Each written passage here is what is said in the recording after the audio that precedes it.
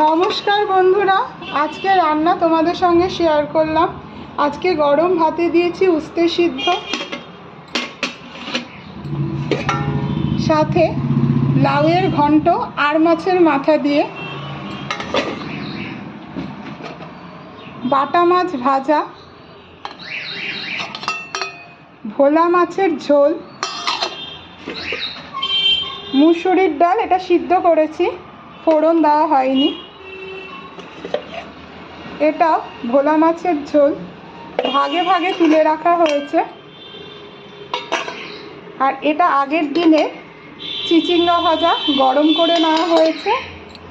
আর এটা পটল পোস্ত, এটা গরম করে নেওয়া হয়েছে। আজকে সকালে সবাই মিলে আমরা ভাত খাবো। এই ছিল আজকের রান্না।